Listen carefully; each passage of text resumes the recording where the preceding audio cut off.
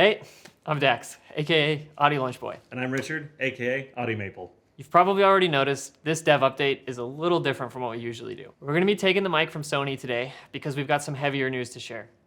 We're going to talk about the future of Omega Strikers and what that means for Odyssey.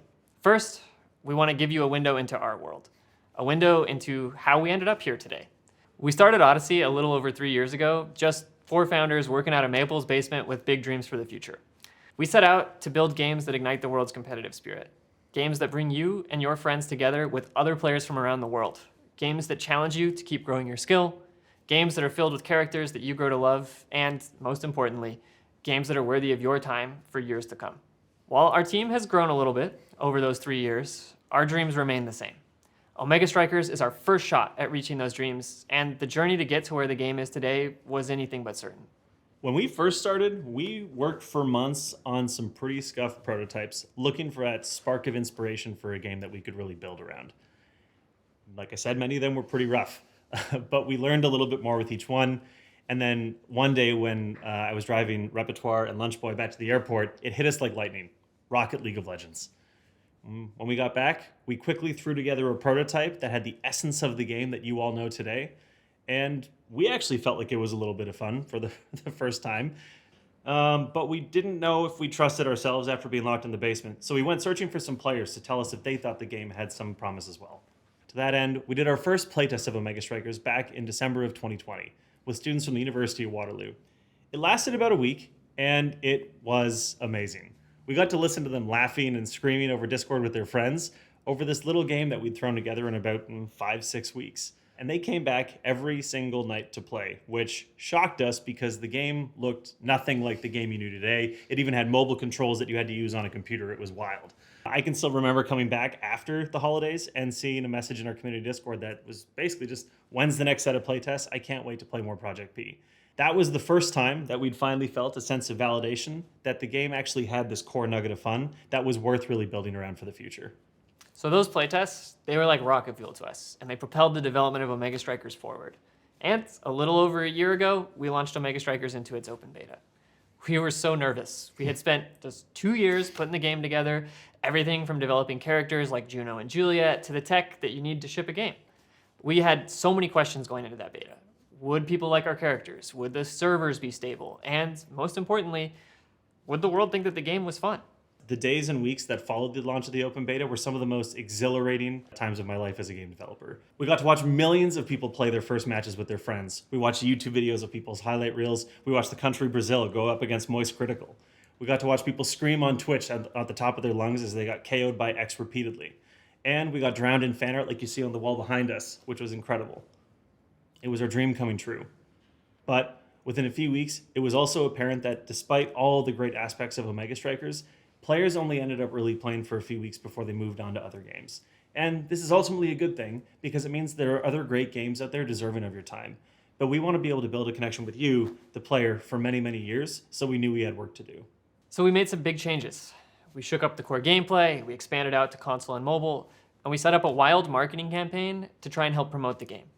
We did things in that campaign that we didn't think were possible. We built a trailer with Studio Trigger. We were featured in a Nintendo Direct alongside some of the most legendary game franchises in history. And we had collaborations with amazing content creators like Alfred and Sea-Dog. Even though we're a small studio, we wanted to do everything in our power to give Omega Strikers the best chance to succeed.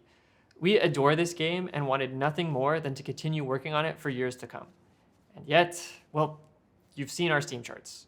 Despite our best efforts, we haven't been able to grow Omega Strikers. Realistically, as a game dev, there's a million reasons why this could be the case. It could be that competitive air hockey is fundamentally niche, maybe the gameplay wasn't deep enough, maybe we need to figure out a way to pop off on TikTok, or maybe the world just wasn't ready for X.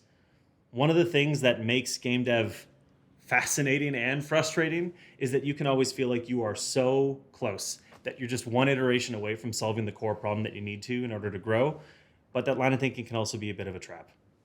As a studio of 40, it's just tough.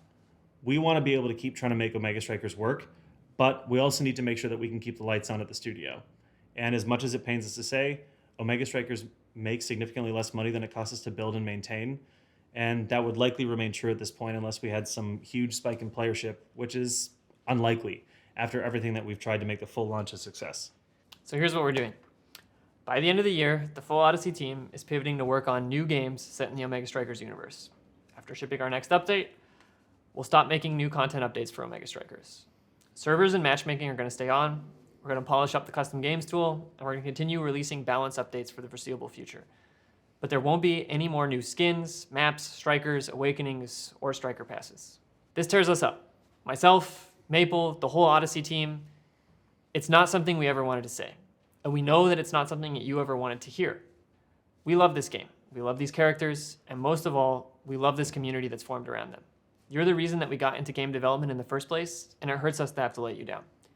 But for Odyssey to have a shot in the future, we need to take what we've learned from Omega Strikers and use it to build something new. Like Lunchboy just said, ultimately, we, all of us, are super optimistic about our future as a studio. Because making games is really, really hard. But Omega Strikers showed us that, even though not a commercial success, we can make a game that's really fun and not like something you've seen before. That makes us really proud. And now we want to take all those things that we learned, the characters that we've built, the community that's formed, the capabilities that we now have as a team to make something new and fresh, because we believe with all that we've gained over the years, we'll be able to make even more amazing games for you in the future. Right now, these games are really just early ideas and prototypes, so there isn't much that we can really show you. But just like with Omega Strikers, we want to develop alongside you. So we're going to be doing a lot of early testing, and our existing community is going to be the first people to see the characters they know and love in the new experiences that we're cooking up. Lastly, we want to say that we're incredibly grateful to all of you who bought skins and battle passes in Omega Strikers. One of the most serious ways that you can show you support a game is to spend not just your time, but your money on it. The game's not going anywhere, and the content is still usable, but we don't want you to feel like that money was wasted. We're making a commitment now that any money spent on Omega Strikers content will be granted to you as premium currency in our next game.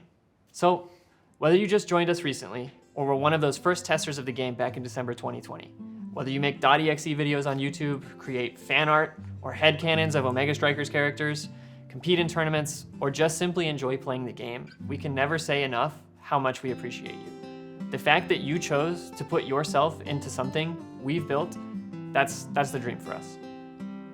So, we don't know exactly where the future will lead us, but we hope we've earned your trust enough that you'll stay with us on this journey. Until next time. That was great. Sink it. I did opposite hand, so it was mirrored. Oh,